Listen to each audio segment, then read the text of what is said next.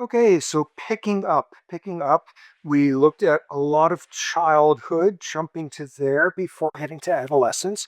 But before that, a critical thing that I left out last week, critical thing that I left out of the section on the effects of hormones on aggression, anti-aggressive behavior. And it is so interesting. It is so important that, of course, I left it out. You will recall with testosterone. What does everybody know about testosterone? It causes aggression. You should be able to say in your sleep, no, it doesn't cause aggression. It amplifies pre-existing social tendencies towards it. And even more so, what it does is make you defend your status in whatever way you need to when it is being challenged. Okay, the next hormone, which I left out, which is bathed in myth and warm, fuzzy feelings, is oxytocin. Oxytocin first evolved for mother-infant bonding and then for pair bonding, and it makes you trusting and more emotionally expressive and more generous and all sorts of stuff like that. And it is officially the grooviest hormone on earth. And this would be utopia if people dumped oxytocin in everybody's water supply. Not actually. Here's what oxytocin is really doing. And this was a really important study that was done in the Netherlands, where people, students, freshmen, Psych 1 students or whatever, were given the runaway trolley problem. Just to review, trolley pouring down the tracks, going to hit and kill 5 people. Is it okay to kill one person, pushing them onto the track in order to save 5? Utilitarianism galore. And what we saw previously was all sorts of interesting differences in what people decide they would do and in which parts of the brain activate as to whether you were sacrificing that one by pulling a lever or by pushing with your own hands. Now, in this study in the Netherlands, students were having to contemplate, do I push this person onto the track to save 5? And the thing that was done was they gave the person a name. They gave the person a name. In about a third of the cases, the name was some good old boy Dutch name like Peter or Dirk. And in the rest of the cases, it was names, stereotypical names from one of the two cultures that evoke the strongest negative connotations in people from the Netherlands. Germany, oh, that's right, World War II, and people with Muslim names.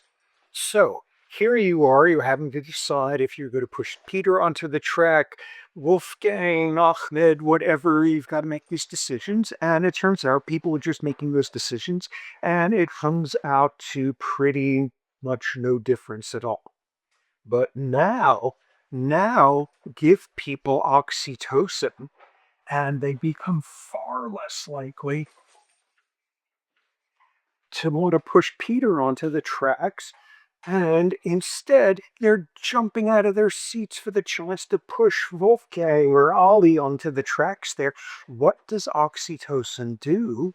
It doesn't make you nicer. It doesn't make you more concerning about somebody else's needs, somebody else's feelings, somebody else's pain. It makes you more concerned about all of those things for someone who counts as an us. And if it's a them, oxytocin does exactly the opposite. And studies since then have shown oxytocin makes people more likely to be preemptively aggressive in a economic game if they believe the other person is from an outgroup, things of that sort, more likely to lie to an outgroup member. Oxytocin isn't the world's panacea. What it is doing instead is the fault line in our heads between us and them. What oxytocin is doing is increasing those fault lines. Okay, so that was left out from back here and is incredibly important for everyone considering oxytocin as the cure to everything on Earth. For now, we continue with childhood aspects. We were just going through all sorts of factors relevant to development of aggression, of empathy, of theory of mind, that kind of thing. And what we saw was one of the great predictors of emerging out of childhood with a healthy propensity towards antisocial violence is an elevated ACE score. ACE score, adverse childhood experience. The more adversity on that scale that you've had in childhood, the greater the likelihood of all sorts of stuff going wrong. And as I said, for each step higher in this 10-point scale, about a 35% increased chance of a history of antisocial violence. What we saw, in addition, right at the end, was one of the most dangerous things out there is growing up and learning what violence is and isn't okay, and learning it in a context of cultural rationalization of violence, of what they did to us back then, of what they're doing to us now, cultures that rationalize away violence against them. Big surprise, produce kids who do the same. One final thing showing just how important culture is in this case, and looking at this diagram, okay, here we see incidents of murder as a function of the male's age, going from 10 up to 30 or so. And what we see is three incredibly similar curves here of aggression. Likelihood of murder starts going up in late adolescence, peaks around there, and comes down after that. And that has given rise to the statement that one of the best crime fighting tools in the world is a 30th birthday. And what we see is this is in a place where there was 800 murders in the year, 100 murders, 15 murders, and consider these curves to be overlapping. Whoa, that's really interesting. What's the difference? This was in Chicago. This was in Toronto, and I believe this was in Oslo. So, when is somebody most dangerous? When is somebody most dangerous? What would you like to know to answer that question? Well, if they're in this age group, what the answer shown here is, well, it depends on what city they're living in, what culture they're being raised in. That makes a huge difference. Okay, so we now go on to where context comes into it, because this is a theme we've had straight out of ethology. You don't have to learn your fixed action patterns. You have to learn the appropriate context for that. And just as we saw with Harry Harlow raising those rhesus monkey infants in social isolation, all of them knew how to do the FAPS.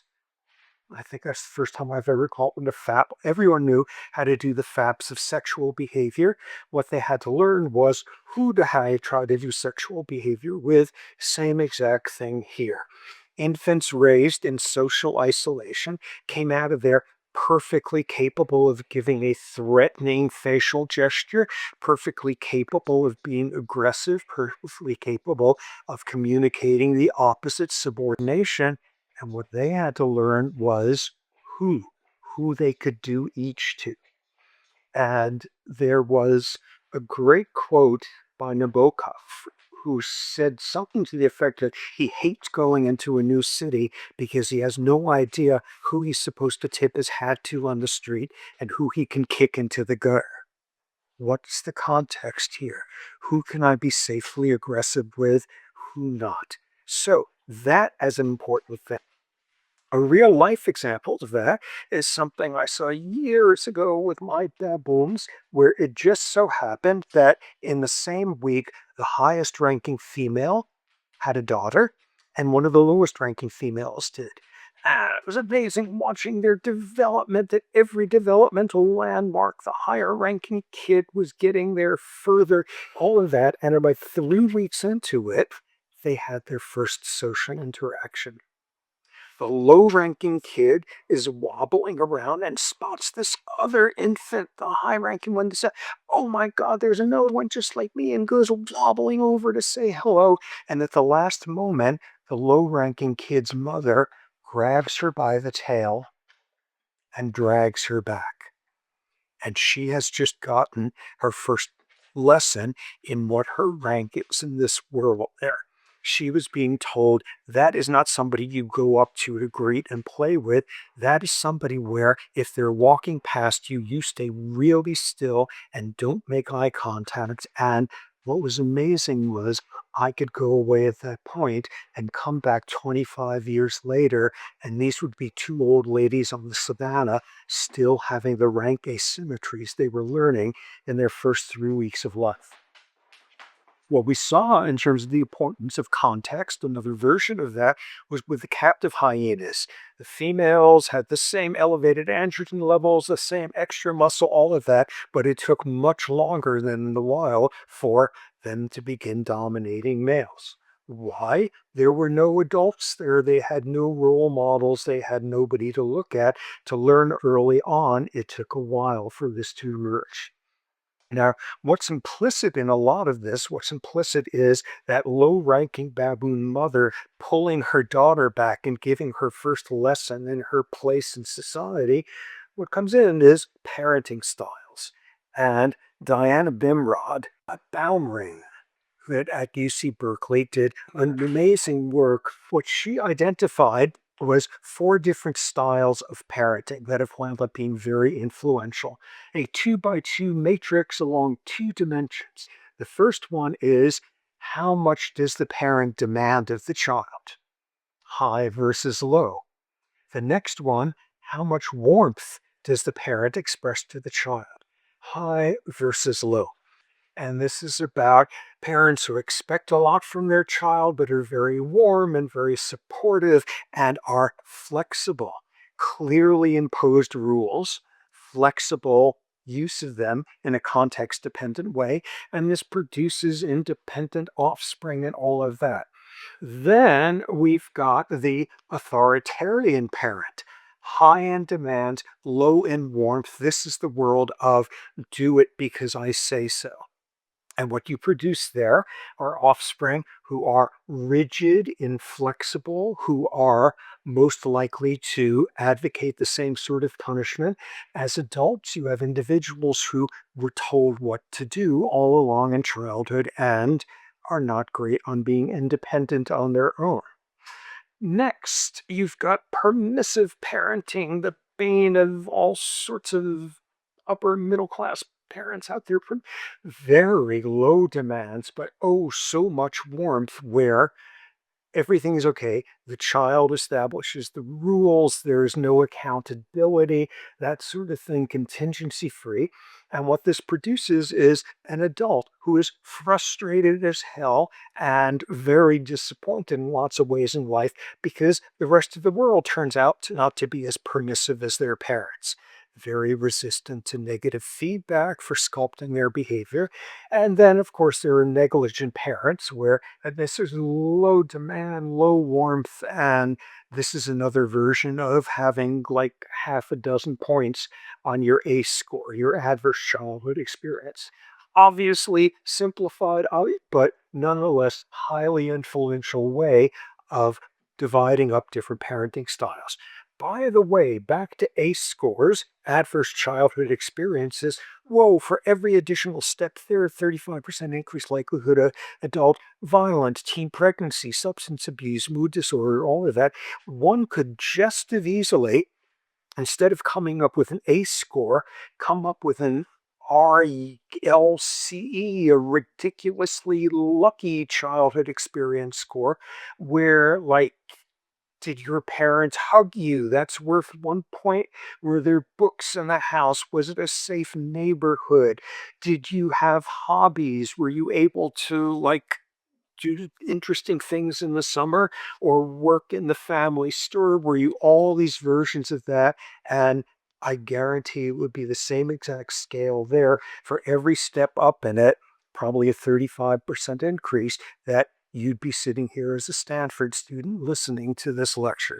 It could be expressed just as rarely, and society's problems are much more severe in terms of dealing with children whose childhoods were adverse than ones which were ridiculously lucky.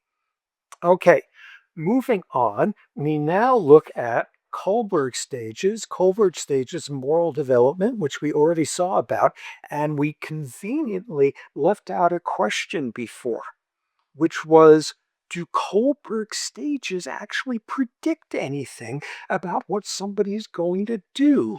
When you are brought up that you're pre-conventional or you get all sorts of work put into making you post-conventional and all of that, and when there's the moment that somebody has to step out of the crowd and run into the burning building or stop a bully or whatever such thing, at that moment, does your stage of Kohlberg moral development predict who does the brave, harder things?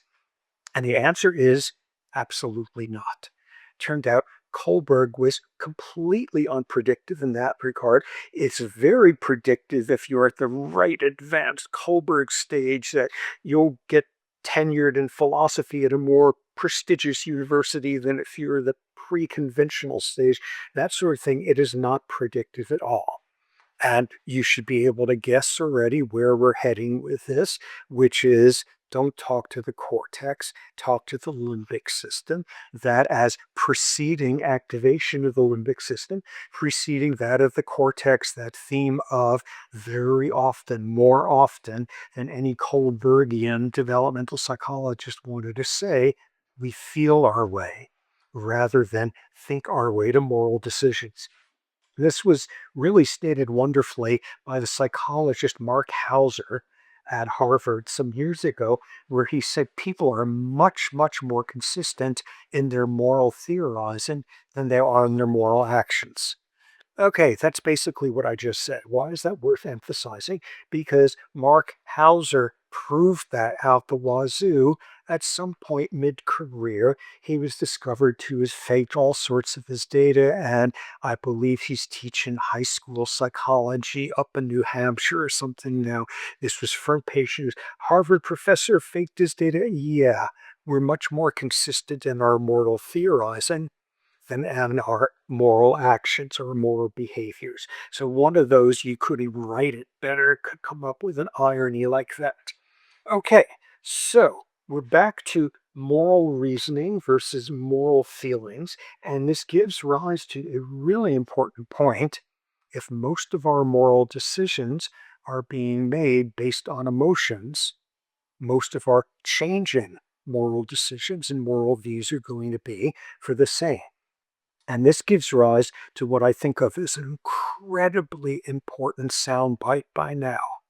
You can't reason somebody out of a stats that they weren't reasoned into in the first place.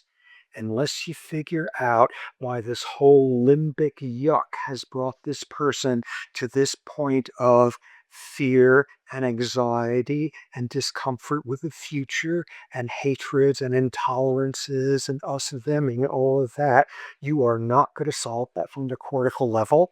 And in a lot of ways, what presenting facts that should argue against this cortical polarization, a lot of ways, what it does is it makes the polarization even more extreme.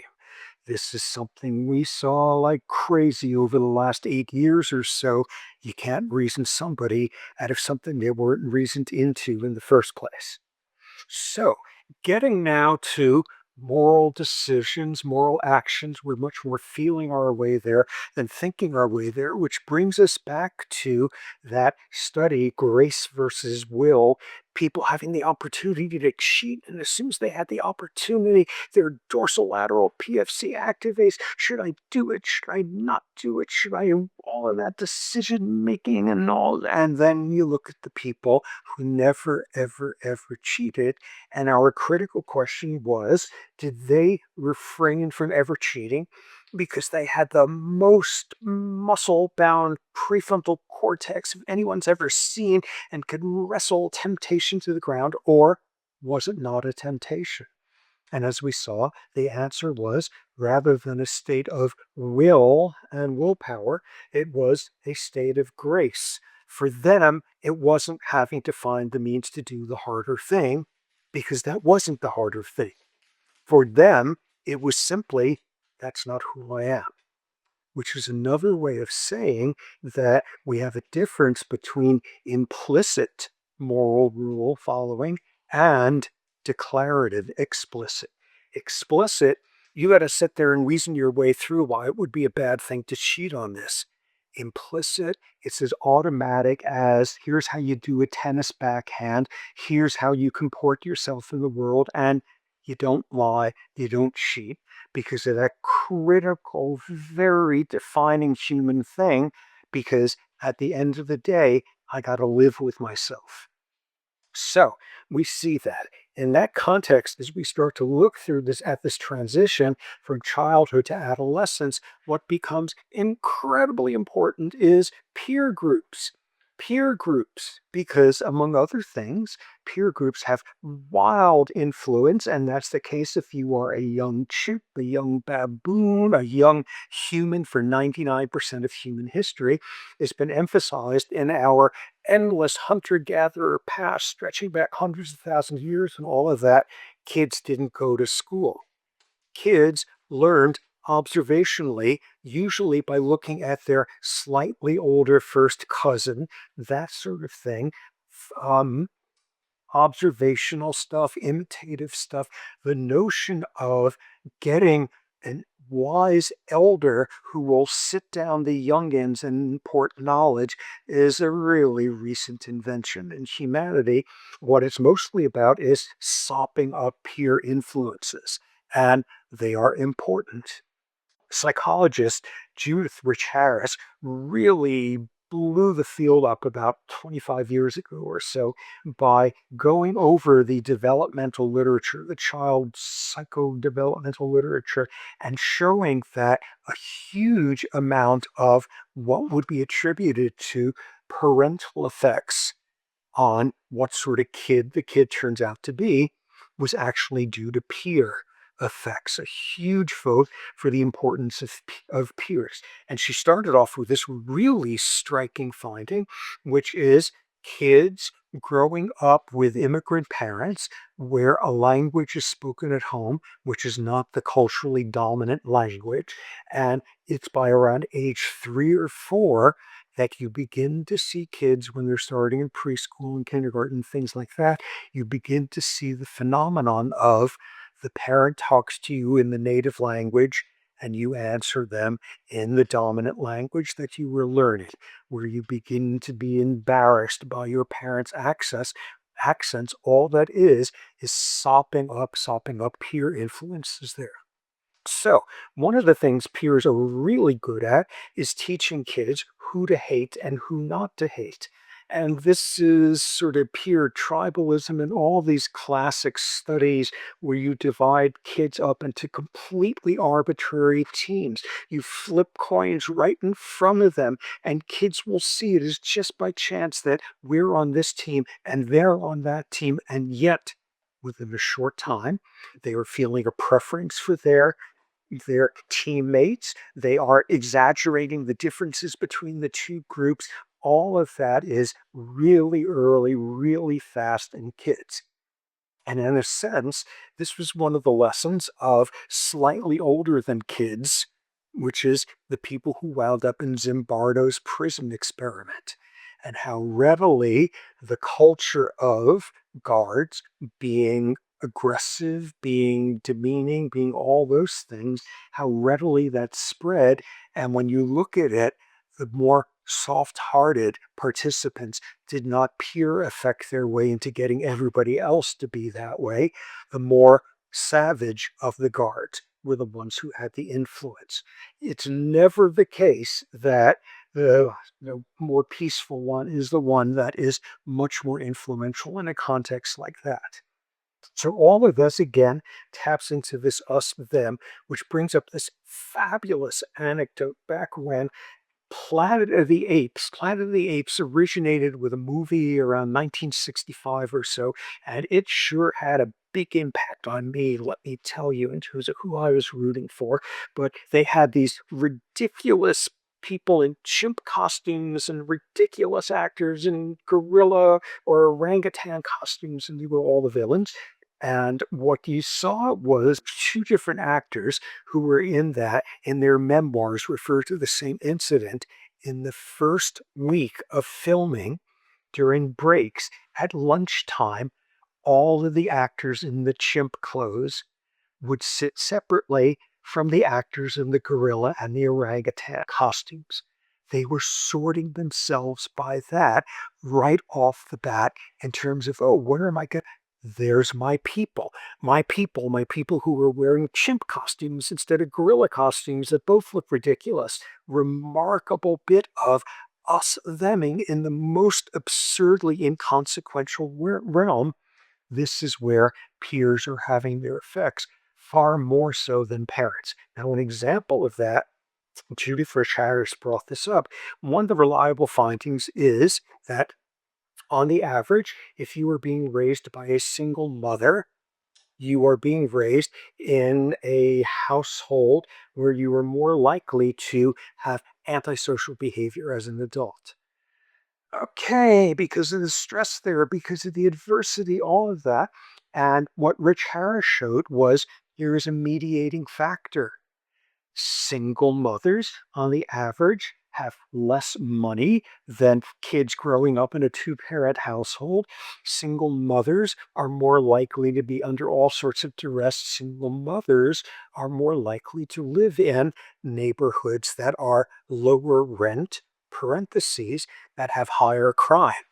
And what Harris showed was the majority of the effect of single mother on childhood antisocial behavior as an adult was mediated by the peer group you get in this more dangerous neighborhood. That was the mediator. So peers as incredibly important there. So in terms of that, kids are learning through peers. They are learning stereotyping. It's around age 4 that kids are first stereotyping, which is to say the first time they are saying those people are like that. Seeing people in groups, seeing people in categories that transcend their individuality, that's when kids start to do that. And along with being taught who counts as an us and a them, and that is by their parents, is from their peers. Now, this has raised an issue. By 10 months of age, babies, infants who are white, and someone who is black comes into the room, shows evidence of anxiety, heart rate increases, breathing rate increases. Oh my God, everybody asked when this came out, are infants just innately racist? Which was virtually the required heading on every news article about this finding of finding replicated. And the answer is no, not in the slightest. What you become very anxious about with stranger anxiety is someone who looks different, different from who you're accustomed to. And if what you're accustomed to are people with a particular skin color, your parents' social group, parents' extended family, whatever, you begin to see any other as the them, the stranger, the unsettling.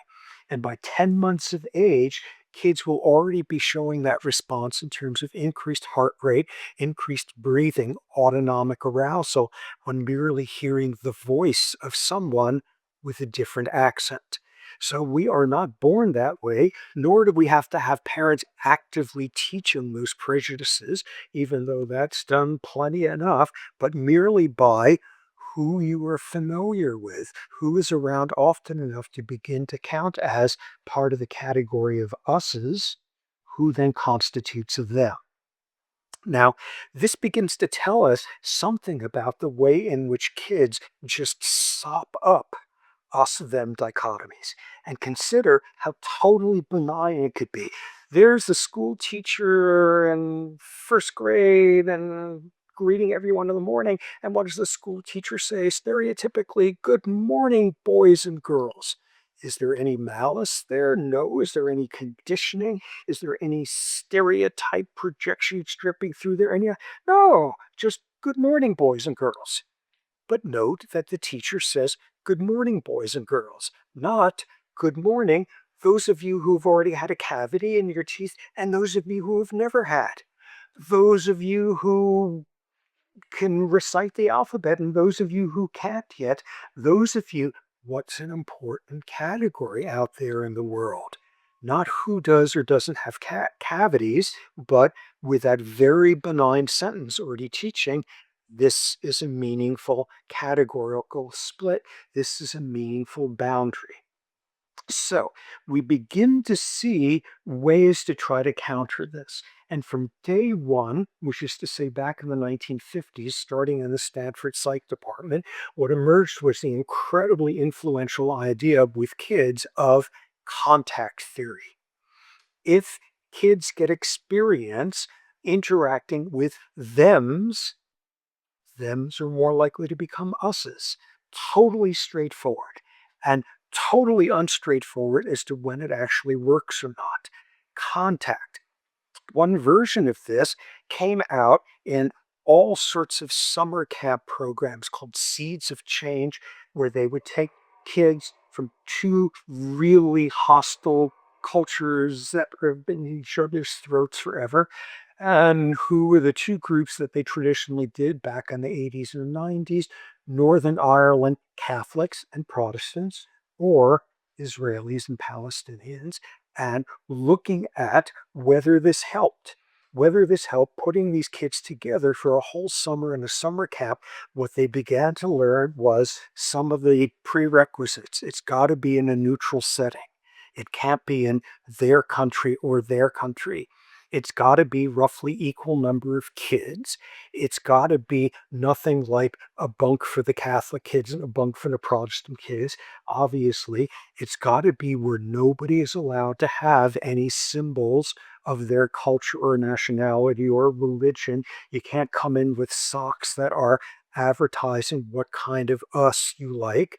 You can't do any of that. But most importantly, you had to have common goals.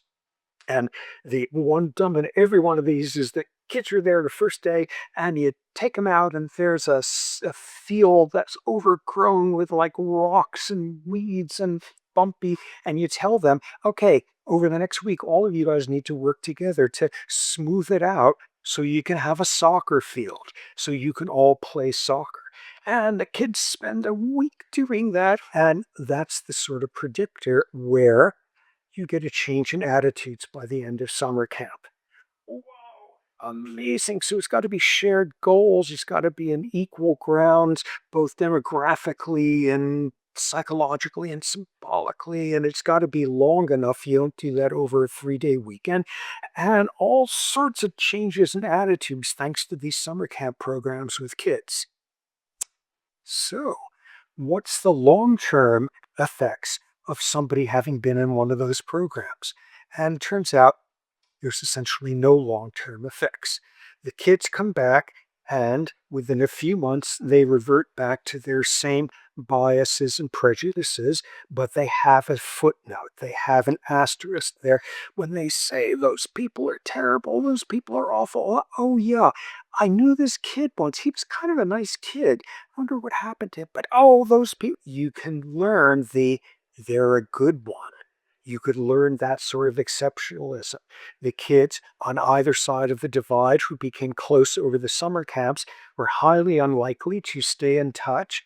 And perhaps most disappointingly, the big grandiose scheme that came out of this is no kid who ever went to one of these Northern Ireland or Middle East summer camps emerged as a leader of a peace movement. And this has been going on for decades. So, contact theory, very limited as to what it does and when it is helpful, and we will get to more examples of that later. What we see here, though, is a really subtle version of why contact theory doesn't do all that well in many settings. Okay, so you've got, 3 pieces of land, and there's 2 different ethnicities there, the blue magnets and the orange magnets, and they've been at each other's throats forever. And what is the division of where they live? One option, divided down the middle, 50% here, 50% there. Another option, still a version of that, but pockets, little islands of the others living there. or this random scattering of both. And what the researchers showed with some really cool simulations is you get some degree of violence with this between the groups, and it's all at the interface, the border between the two.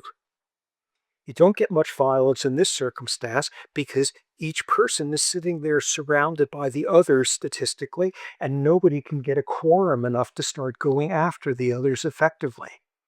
What's the killer combination when you have most of the populations divided, but with little ethnic enclaves?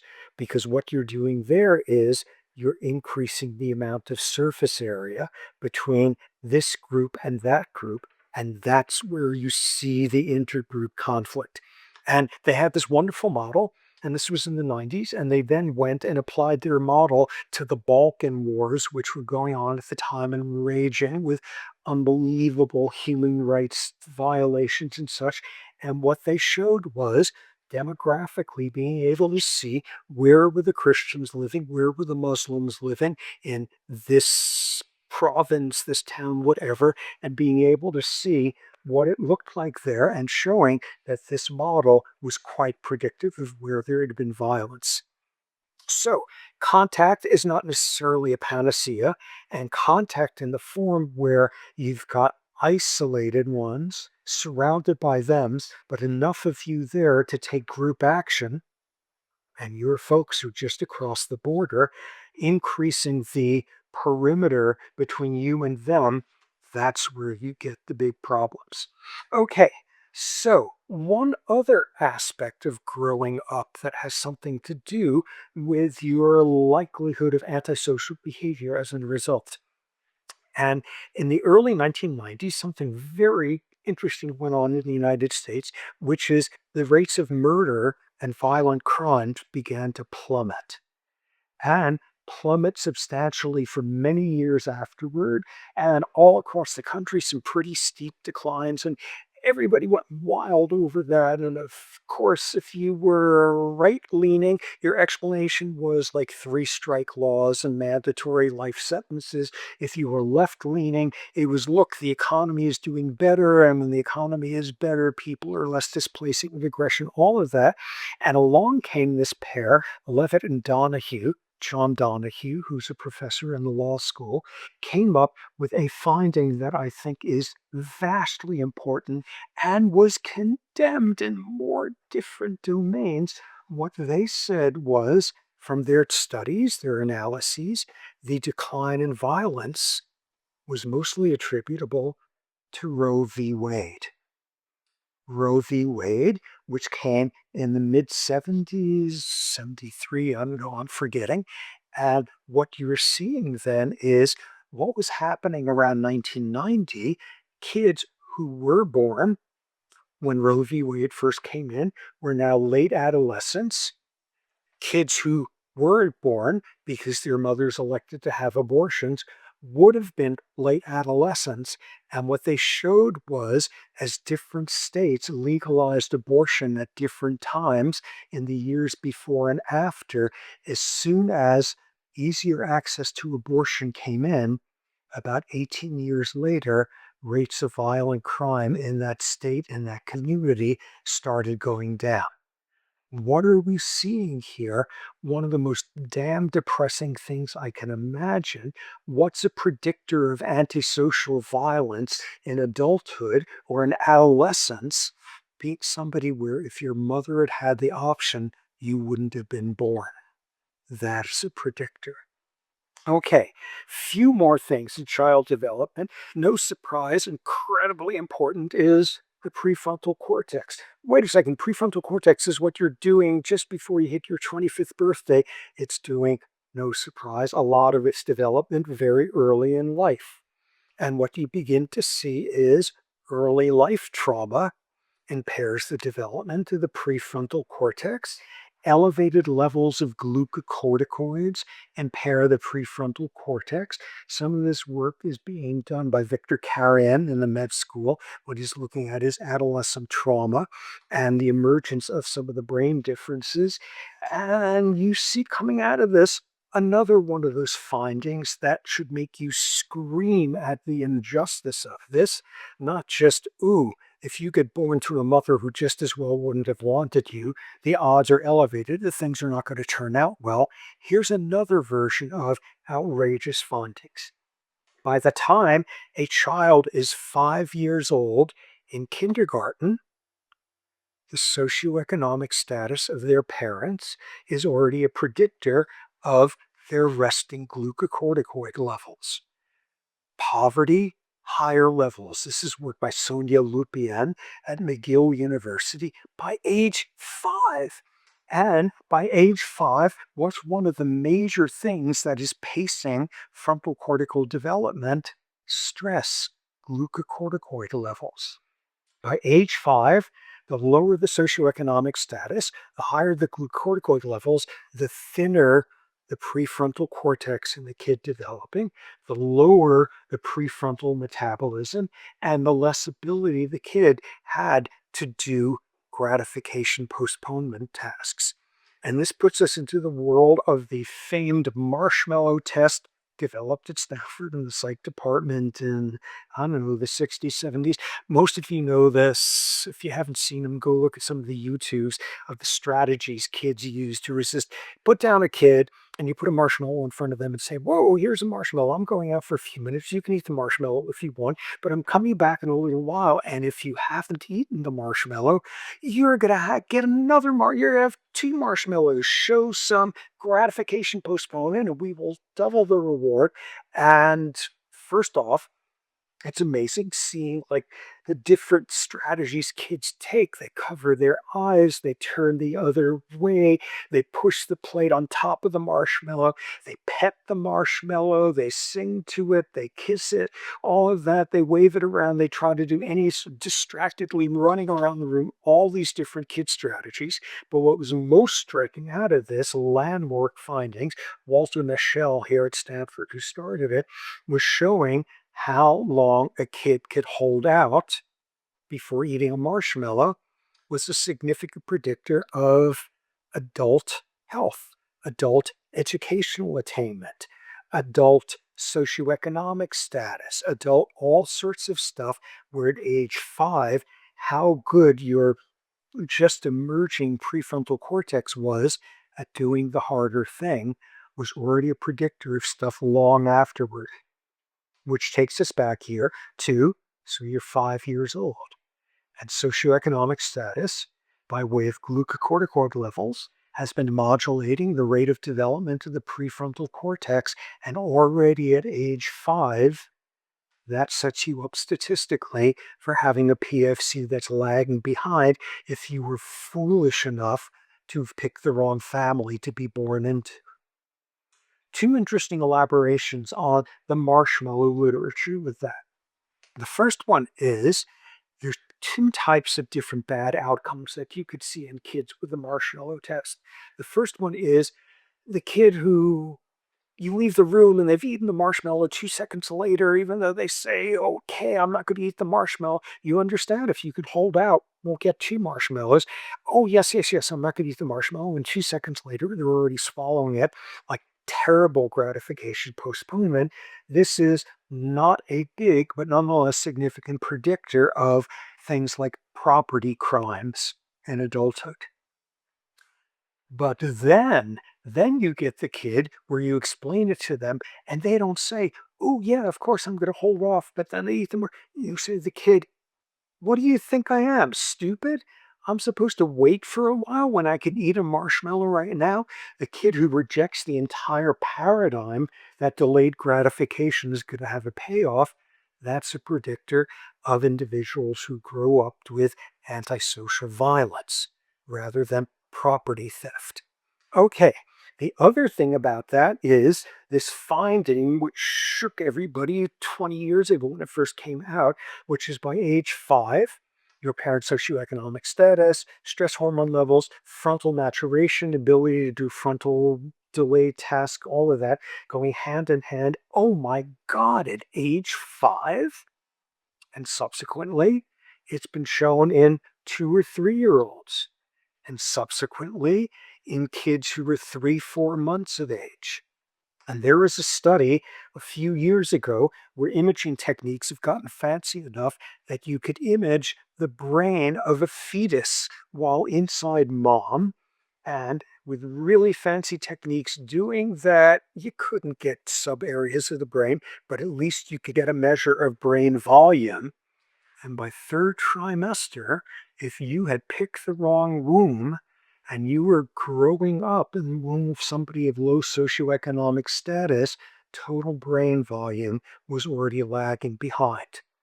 Why? Because mom is pumping out glucocorticoids like crazy, and from the moment you were a fertilized egg, that is having an adverse impact on development. Okay, so we now continue our ironic, indefensible reversal of sequence and now look at adolescence. And first question that comes up is like adolescence, is adolescence for real? Is adolescence like some sort of invention of the West? Is adolescence like just a way of accommodating that, okay, secular trend, kids these days hits puberty earlier, but it takes a whole lot more education to be able to be a competent, independent adult. So we've got this big yawning gap in between that we're going to call adolescence, and that's going to be a special category. That is not the case. Two interesting aspects of that historically. One is in the Middle Ages, there was a whole sort of recognition of the adolescence age built around when a kid would be viewed as having come of age, reached their maturity, being able to be taken as adult. And this was delayed because armor was getting heavier and heavier, and kids had to be bigger and stronger before they could go off into battle. That was the driving force of that. And about 20 years ago, another bit of technological advance had a very different effect in this realm, which is the development of very lightweight automatic weapons. And that's viewed retrospectively as one of the big things that's given rise to the 300,000 kids on Earth estimated who were child soldiers, who were forced into it. Guns are light enough for them to carry. So, is adolescence this like neurotic invention of the West? No, you see in every culture a big deal is made out of the adolescent period. What's different between Western adolescence and the rest of the world? We're the ones who invented the notion that adolescence is full of anxiety and storm and drama and rejection of your parents' values and pulling your hair out because of how crazy making they are. And what you see is you've got to have this sustained period of letting your prefrontal cortex learn more and more and more what counts as the right thing to do in a harder circumstance. So, adolescence is for real, and it is sure logical time to be delaying your frontal cortical maturation because you have to learn your society's hypocrisies and rationalizations. And when they say thou shalt not kill, who you're actually supposed to kill, and all that sort of thing, that is a big part of what adolescence is about cross culturally, and a big part of why you want a prefrontal cortex that is not yet set in stone. Now, this whole notion that the prefrontal cortex is not there yet, is not quite up to speed until around age 25, has had all sorts of legal implications over the years. Because as soon as it was recognized that like an adolescent brain is not like an adult brain that's like half cooked, or it's not a kid's brain that's been left out of the refrigerator too long or something, but is an entity in and of itself with its own profiles and own distinctive features of development that's very different from during childhood and during adulthood. As soon as that was recognized, there became all sorts of debates. So, what should be expected of adolescents at different ages of development? What should they be responsible for? What should they be held culpable for?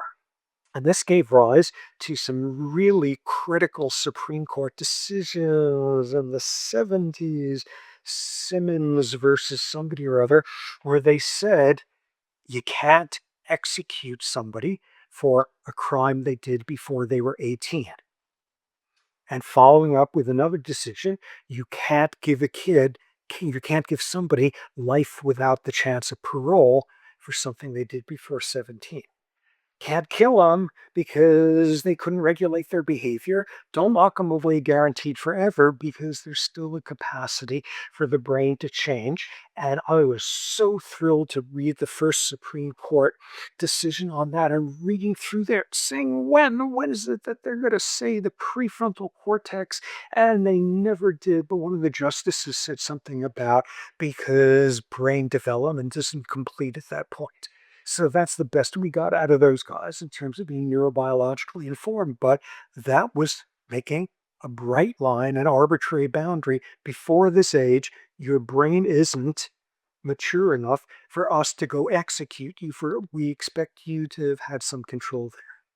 Now, into this came famed Stanford alum Sandra Day O'Connor. O'Connor, the first woman to serve on the Supreme Court, who was rather conservative in her views, and she wrote a dissenting opinion when the court said you can't kill a kid, you can't kill somebody for a murder they did when they were still a kid. She dissented.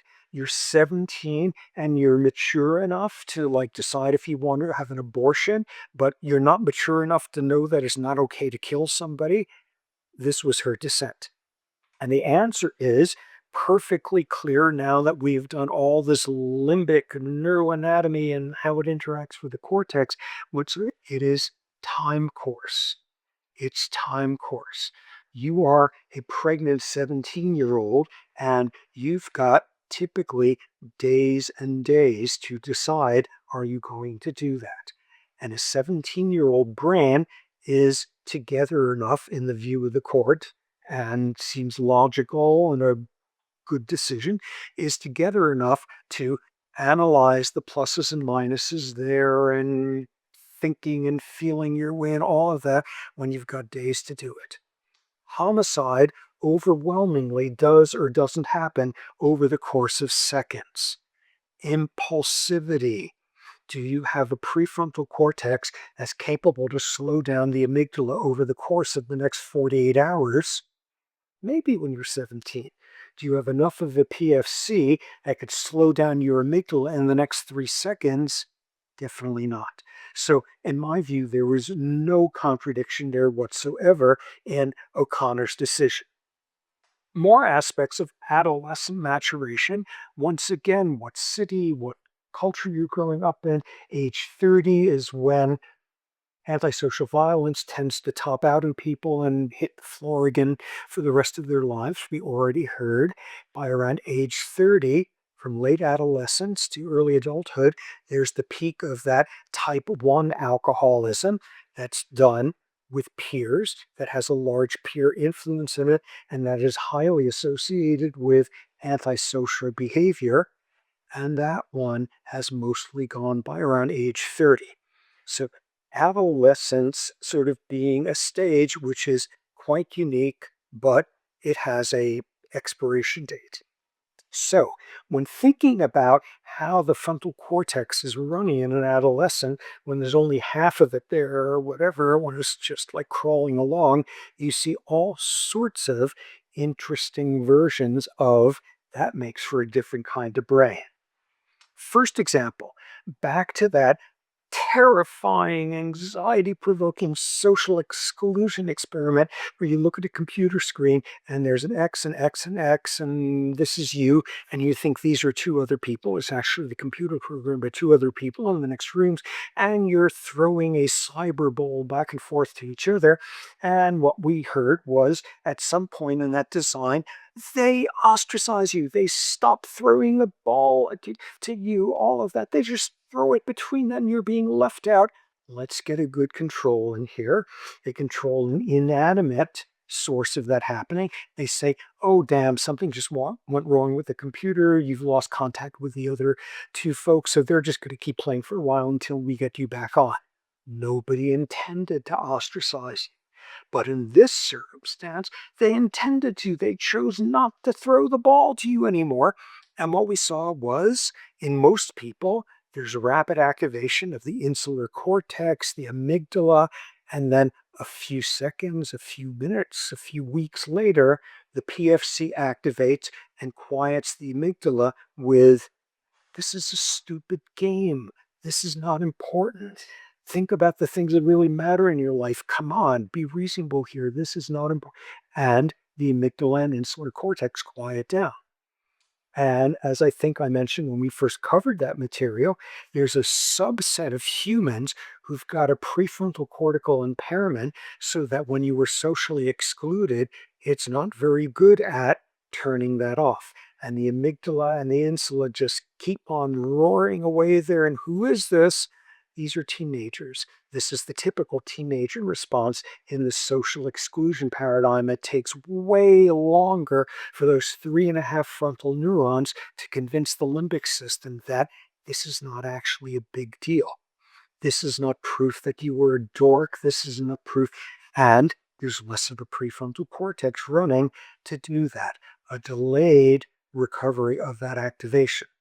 Another study that showed a version of just how different the teenage brain is.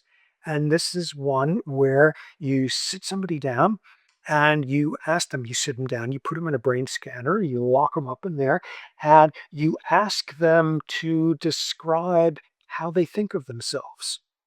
And you see there's a pattern of activation in the brain. And then you ask them, how do other people think of you? How would they describe you? And there's an activation pattern in the brain that's partially overlapping and all of that. You get teenagers in there and you ask them, what sort of person are you? How do you evaluate yourself? And what do other people think of you? You get the same pattern of activation. Who do I think I am? Whoever all of them think I am. This conformity pressure, they're going on that. Okay, so we see in adolescence, moral reasoning gets fancier. There's a transition in some individuals, but certainly not all, from egalitarianism, something should be divided up evenly, to a meritocracy notion. This person worked harder to get this. This person got screwed in the past and we want to make reparations. A move towards meritocracies there. And with that, we move to all the ways in which that can get you into trouble. Okay, what you also find cognitively during adolescence is by then teenagers are great theory of mind. What they're still not at adult levels of is secondary theory of mind. Rather than knowing that person knows something that I don't, or the other way around, or has feelings, being understand two individuals there and say, ah, this one thinks this is the case, but that one knows it isn't, and that's why they're doing that. Adolescents, are certainly better at that than kids are, but they're still not at adult level of being able to do third-party theory of mind. So, adolescence and empathy. Adolescence, late teenage years, is the time of life where you are most likely to mug an old lady. It's the time of life where you are most likely to intervene to stop somebody else from doing it. And one of the defining features in adolescence is incredibly strong empathic responses to things. You'll wonder, the frontal cortex isn't there to make up excuses. It isn't there to tell you, it's not your problem, or they brought it on themselves, or somebody else will take care of it. All of that. Adolescents feel empathy on the average far more strongly than adults do. So, what does that predict? Does that predict that you are actually more likely to do something brave, something hard, more likely to be the one to step out of the crowd? Or stated a different way, what does your level, your capacity for empathy predict about your ability to act upon it, to act compassionately? And there's not much of a connection between the two. Paul Bloom, psychologist at Yale, I think recently moved to Toronto or whatever, wrote what was viewed as a very inflammatory piece in, I don't know, The Atlantic or something years ago, called something, The Case Against Empathy. And he made an argument built around this. empathy. Empathy is so damn important. Empathy, the notion that there's enough of that going on that people have decided that empathy is a virtue in and of itself. Just feeling bad, that's enough. Acting upon it, oh, that's a whole other matter. But empathy, a period of empathy, can people feel more empathy? And empathy is meaningless if it doesn't translate into action. And much as one's Kohlberg stage of moral development predicts next to nothing as to who's going to leap out of the crowd and do the scary, dangerous thing, one's degree of empathic responsiveness is not a particularly good predictor of who is actually going to act compassionately. So, looking at adolescent empathy in that context, what you begin to see is, first off, a possibility where empathy makes things worse. We're doing good acts, acting compassionately makes things worse. Wonderful finding. And this applied to young adults, but it could be extended that merely buying a cosmetic product which has earth-friendly, green, eco, whatever stamped all over that, you're just doing that makes you a little bit more selfish afterward in an economic game. Whoa, I already did my good deed for the day. I'm owed something back.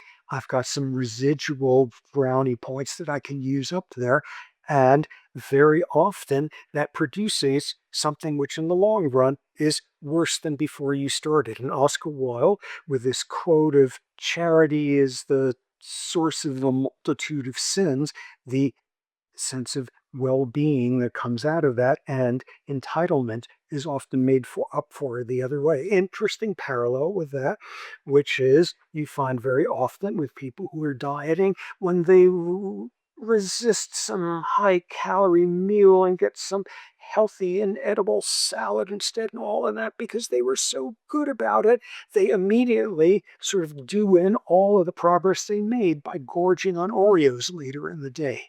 On the average, when people have to work really, really hard at restraining themselves in terms of appetite control, they have a bounce back that more than overtakes that at that point. Something equivalent here going on with that. Okay, so sometimes empathy and acting compassionately winds up making you feel so self-righteous afterward that the net result is like negative.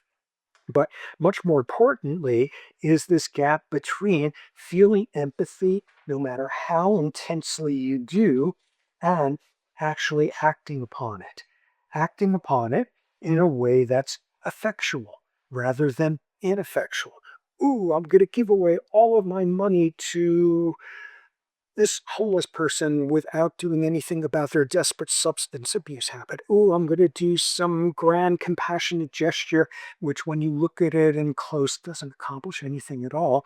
But the bigger thing is understanding who goes from empathy to compassion and who stops at that point.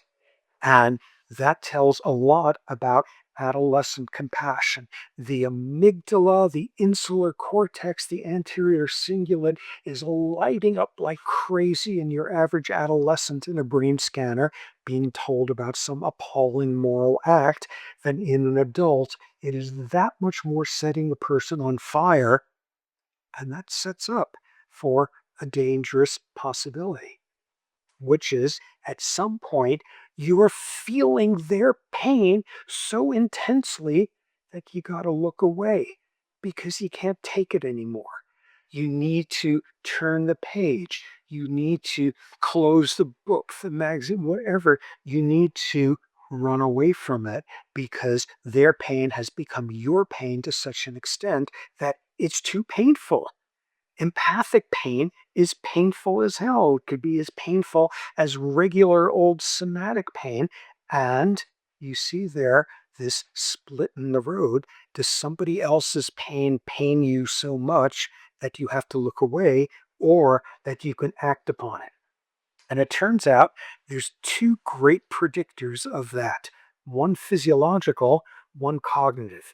Physiological, this is remarkable. Sit somebody down and show them some graphic video of some horror, and there's no shortage of them, and some ghastly whatever. And the more their sympathetic nervous system activates, the more their heart rate goes up, their breathing rate, their blood pressure, all of that, the more sympathetic arousal there is, the greater the chance that they will say, I can't look at this anymore, and turn away. It's the ones who are capable of some autonomic detachment who could then take the compassionate step. Cognitively, something very similar. When the person is being exposed to this awful, horrible, heart-rending thing, if they say, oh my God, that would be so awful if that happened to me, versus, oh my God, it must be so awful for them going through that. If your response is, oh no, if that were happening to me, that's your heart racing, and that's your, I can't take this anymore. This is somebody else's problem. So, on a weird physiological level and a weird cognitive emotional level, some degree of detachment is what's needed to make the most likely transition from intense empathy to actual compassion. And this is critical. Detachment. Because detachment is not a very easy thing to get. A lot of what those of you barreling off into medical school will be trained in is detachment. You will make babies cry by vaccinating them against a horrible disease. Displacement, dispassionate distance, and all of these with this sort of detachment is the predictor of when you get the most done. An amazing example of this, which is I was once at this conference and it was like, neuroscientists versus Buddhist monks. There was a whole bunch of like Buddhist monk all stars and neuroscientists, and we all got locked up for 3 days together, and it was all great fun and talking about goodness and evil and pleasure and happiness and discovering we had such different vocabularies. It was kind of a waste of time, but it was cool hanging out with them. And this one Buddhist monk who seemed kind of approachable, and like we kind of got around to teasing him after a while and said, so when you're meditating, do you ever stop? You got to stop because your knees just hurt so much. And he said, yeah, sometimes. Oh, good. Even they do. That's why I lasted 30 seconds meditating. And he said, yeah, sometimes I do, but I do it as an act of kindness to my knees. Not because it hurts so much I have to turn away, but because I know that is damaging mine as an act of kindness to my knees. So, what teenage years are about is the intense feeling of empathy and the intense urge to do something about it, often ineffectual or misplaced, or the intense urge to look the other way because it hurts too damn much. So, all of those being sort of a vote for imagine what they're feeling like, not imagine if it was happening to you. Imagine what they are feeling like because that gives you enough detachment to keep you from saying, this is too painful, I've got to look the other way. Okay, this transitions us now to our next category. We are now up to fetal life. What does fetal environment have to do with adult aggression? And what we see is big surprise, testosterone, prenatal androgenization. What does that do to aggression? And what's clear in a rat or a monkey is expose a fetus to elevated testosterone levels. And if it is a girl, if it is a female, when born as an adult, she will have higher levels of aggression. Totally clear literature on that. Organizational versus activational hormonal effects. Remember that again. Organizational, the way hormones are helping construct your brain as your fetus. Activational, how easy is it to trigger a particular behavior with a hormone? You're a monkey, prenatal androgen exposure, and as an adult, this monkey, she, will have a lower threshold for activating aggression. Totally clear in other species. Well, what about us? So that's kind of hard to study. Let's look for some cases where fetuses get androgenized and then see how things turn out at the end. And we already heard one version of this in the sex lectures, congenital adrenal hyperplasia, where a mutation in the adrenals, you're pumping out lots and lots of those adrenal androgens, which masculinizes the brain of the female fetuses there. That is one. And the other is during the 1950s and 60s, there was a drug called DES, diethylstilbestrol, which was an anti-miscarriage drug. And what it was mostly doing was working on the progesterone system, but it turned out that it also had some unexpected, unexplored, undiscovered androgenic effects. So that was another route of prenatally androgenizing girls. So the congenital adrenal hyperplasia kids and the DES kids. Whoa, let's go study them. Let's go study them and see what's up with them with aggression once we're done figuring out who they're attracted to. And now let's just get to aggression. This was work mostly pioneered by this guy named John Money at Johns Hopkins, who is a very historically controversial figure in terms of sex assignment and things of that sort. And this is not someone whose sensibilities would pass muster these days. But in any case, he and colleagues started these studies, mostly congenital adrenal hyperplasia kids. Let's look at these girls. Are they more aggressive than normal girls? And back came an emphatic yes. Very significantly elevated levels of aggression of all sorts there. And that's it. Case closed. Be exposed to a lot of androgens prenatally, and that's going to make you more aggressive afterward. It wasn't until, I don't know, 1970s, 1980s, it wasn't until like these new types of endocrinologists who showed up, female endocrinologists, who looked closer at what the studies were about. And here were some of the things they were measuring. What counted as evidence of these girls having an aggressive history ahead of them? They were less interested in dolls than in other toys. They didn't fantasize about babies. They didn't fantasize about marriage someday. Whoa, this is someone who's going to be a mass murderer down the line. So by the 70s, the entire field said, uh-oh, our bad. I guess that entire literature is meaningless. Although I was always intrigued to see that every endocrine textbook had those findings still lasting there to the mid-80s or so. It stuck around. Prenatal androgenization in CAH girls increases aggression, all of that. Whoa, they want to get a job someday. Oh my God, this is an incredible time bomb of a kid. Those were the criteria in those studies. So people figured out all of that was gibberish.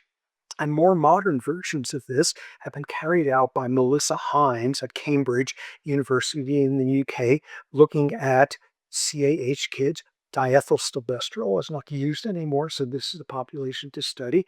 And what has she seen in these much more reasonable moderate studies? Some puzzling differences. On the average, CAH girls, prenatally androgenized, blah, blah, have higher IQs than girls who were not prenatally androgenized. Hmm, that's kind of interesting. On the average, they have better spatial skills. No effects on their verbal fluency.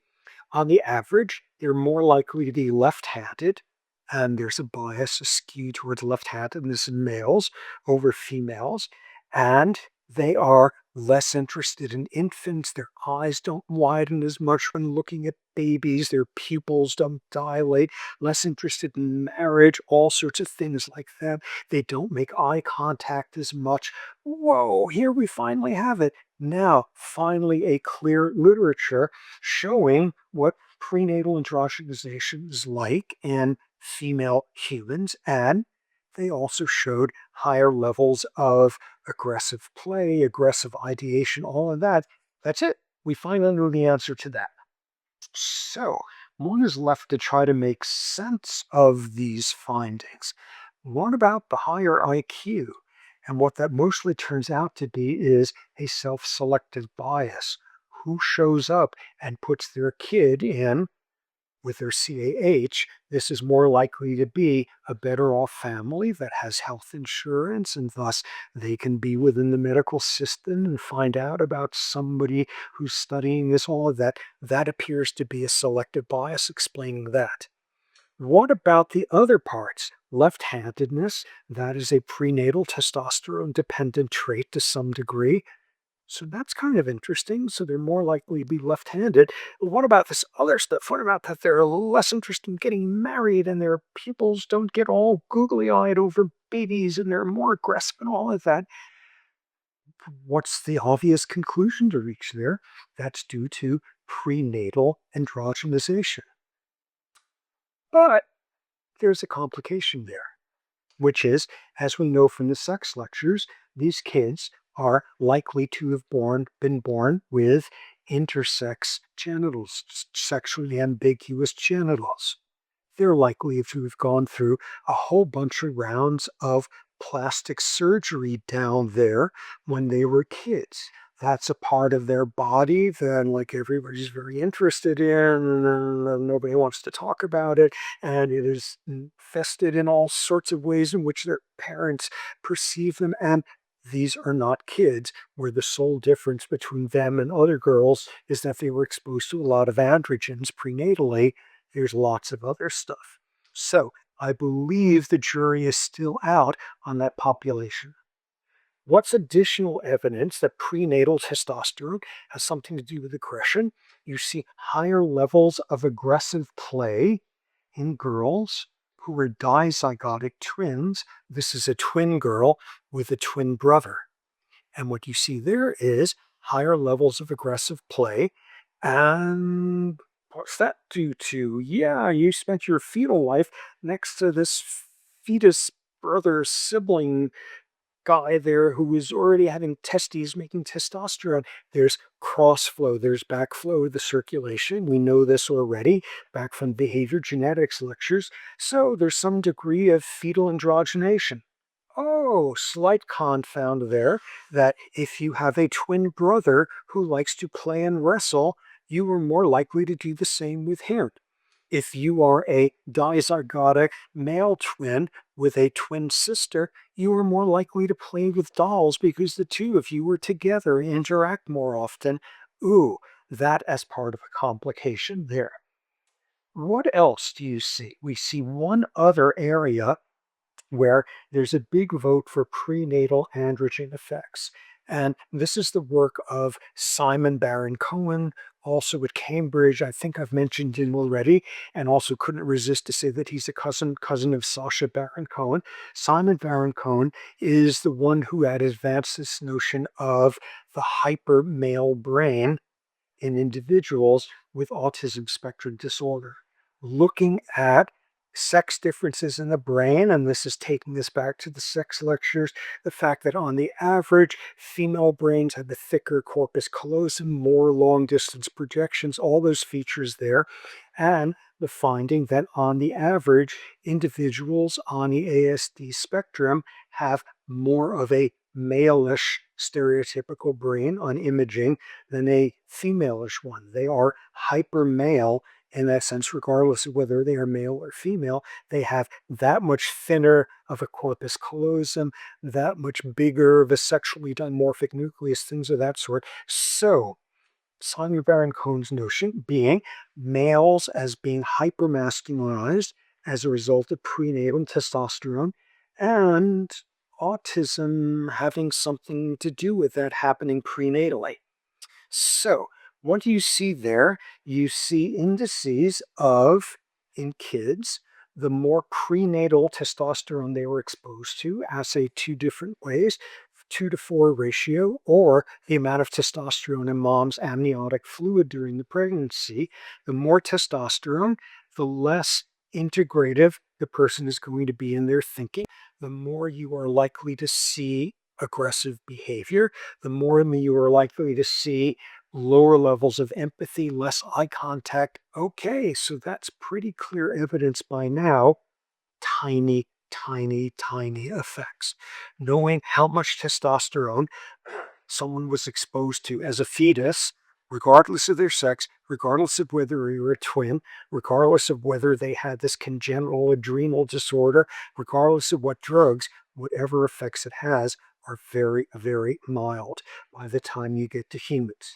They are screamingly clear in other species, and in us, they're very mild effects that only explain a tiny percentage of the variability.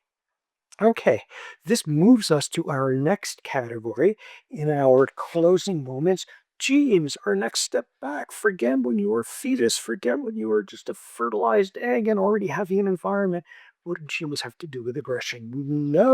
We know that genes have to do with aggression. We know that absolutely every time you are much more willing to leave your baby in a room alone with a golden retriever than with a pit bull. Oh, breeds of dogs have been bred for different levels of aggressiveness. Strains of rats, strains of mice, the same thing. You can go to it's called Jackson Lab. It's a main mouse breeding colony in the country. You can go online there and order a colony of 36 mice from this strain that's known to be highly aggressive, and they show up, and that's just what they're like, and they're genetically homogeneous. Yeah, you can breed for high levels of aggression, low levels of aggression. What that tells us right off the bat is, yeah, genes have something to do with it. Let's unpack those, though. So you've got your more aggressive dog breeds and your more aggressive rat and mouse strains and all of that, and they're more aggressive. Go do some more careful work and begin unpacking that, and you'll see that it might be just about impulsive aggression and not about premeditated, or the other way around. Or it might be about free floating aggression that doesn't need anything to trigger it versus ones that are very environmentally dependent. It might actually have nothing to do with aggression. One of the mouse strains that was known to be more aggressive, you pick them up and they're ready to bite your throat, all of that. Turned out that's not what they were about. It turns out you'd bred them for a very low pain threshold. You pick them up, they're under pain, they want to bite you. Somebody else comes and grooves them clumsily, and you want to, bite their face off. It wasn't aggression. It was how much pain they were feeling. Or, in another domain, another strain which got knocked out of these have been bred for aggression, turned out they were bred for all sorts of hyper emotionality. So, genes have something to do with it, but look more closely. And go back to what we learned in behavior genetics, all of those prenatal environmental effects. Those could be what's happening. But wait, you're breeding them. This is like very relevant. You're breeding them to be in the wombs of females who have been bred that way, who've been bred that maybe something's going on. And this was a really classic study done by Darlene Francis from Berkeley. Where was she at the time? Emory or McGill or whatever, who worked out some really fancy microsurgical techniques to transplanting rat fetuses or mouse fetuses from one mom into another mom, from a mom of a high aggression strain to a low aggression one, or the other way around, and let's see what they're like. And it turned out the biggest predictor of level of aggression in these offspring later on was not whose genes they got, but whose womb they got.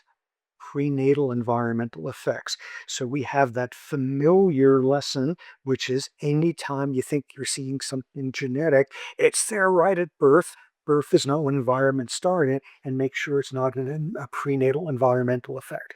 Okay, so given that, people have gone after all sorts of candidate genes, and we've heard about a number of them. One's related to the breakdown of serotonin. One's related to how many dopamine receptors you have of each type. What we know already is they are conditional. They are gene-environment interactions. One version of that MAO gene that breaks down serotonin, and one version predisposes you towards violence if and only if you were abused as a child. Ooh, one version of your receptor for the D4 dopamine receptor, which has something to do with sensation seeking and impulse control and novelty seeking, all of that. And what's it going to look like? It depends. It depends. Are you going to be raised in an environment where that's going to make you more likely to be somebody who impulsively shoots the clerk while you're holding up their liquor store?